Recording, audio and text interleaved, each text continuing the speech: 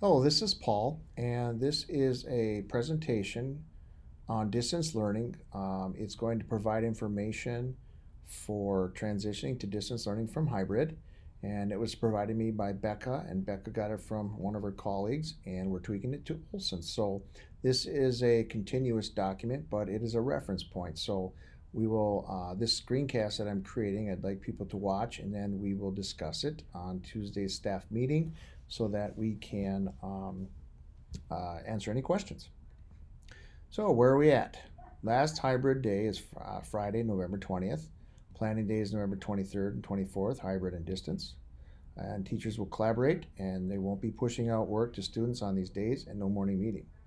And then the school board will revisit on the January 9th school board meeting to see if hybrid can continue or can we can go back to hybrid or we continue distance learning. And then our current classes will stay the same. No plans to have students switch homerooms. Life Touch Pictures postponed. Map testing is going to finish up this coming Friday. And then DIT and the hybrid DL work group provided a recommendation on pacing and scheduling for distance learning. And then distance materials pickups will be December 2nd, January 6th, February 3rd, March 3rd, April 7th, and May 5th. And our goal is to provide staff enough info for you to start planning for distance learning. Academic support schedule.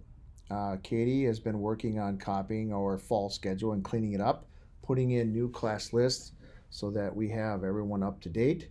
And our ADSYS, which is Jenny Deravingas and Amy and Jill in EL, and then the SPED team will be scheduling in their times with kids by the end of the day, Monday, November 16th. And then after that, classroom teachers will schedule their small groups, their grade level prep, and their whole group time around student supports. And then conflicts and concerns will reach out to the academic support teacher. And this document looks like this. So in this example, there is in Tyler's class, this is when Jenny's going to meet with this little guy, and EL is for this young person, and this one for this little guy. So this is what it's going to look like. And then this is what you've been waiting for, overall schedule expectations. So morning meeting will take 9 to 9:30. There'll be one academic whole group instruction time. It's going to be reading or math. There'll be academic supports, EL intervention SPED will set their schedule as I mentioned earlier. Then 5 small groups, and it depended on the whole class numbers. So if you need to do 4 because your class is smaller and you want to have, it's 4 or 5, but we want to make it so it's doable for teachers. And then 1 whole class check-in, and this is after lunch. It's a SEL, a social emotional learning check-in. So it could be a read aloud, a game, or something like that. And it's anytime after lunch in the afternoon.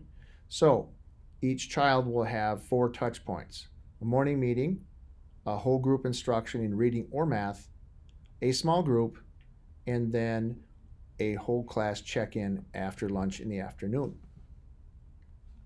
Pacing: Monday, Tuesday, Thursday, Friday, grade level synchronous meetings, asynchronous work. Wednesday, grade level synchronous morning meeting, asynchronous work, choice menus, boards, individual application, etc. Wednesday, special synchronous meetings, and the pacing will be 2 reading and 2 math lessons each week. We were talking possibly that it would be 4 reading and 4 math each week, meaning there would be a math and reading each day. After running this through the DIT as well as the work group, the hybrid distance learning work group, it was decided that the 2 and 2 is better for pacing as well as to keep us all sane. How to create and share a schedule. Our share of how to create and share student schedules.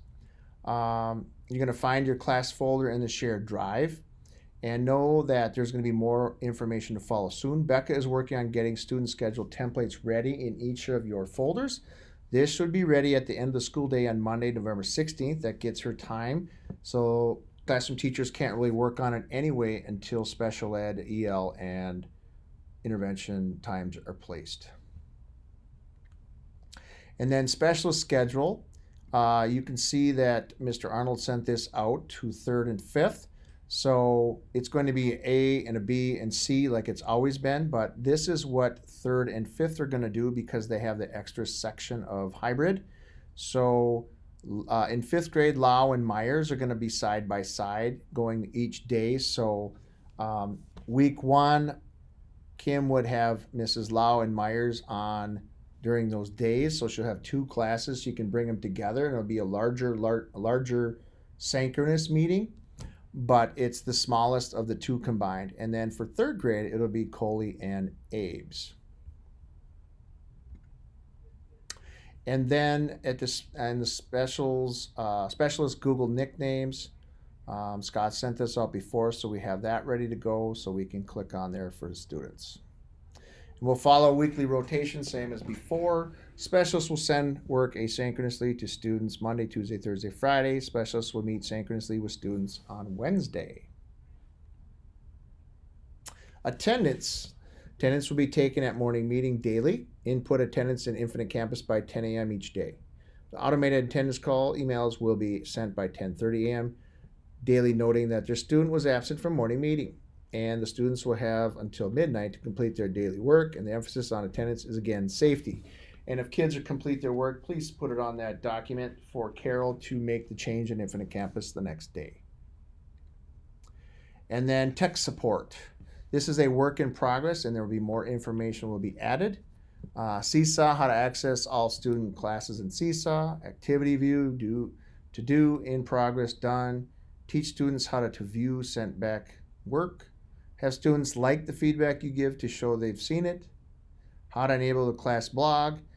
But here's the key. Teach hybrid students how to use certain apps, websites they will use in DL when they're in school. So this next week, practice those things so they have it ready to go.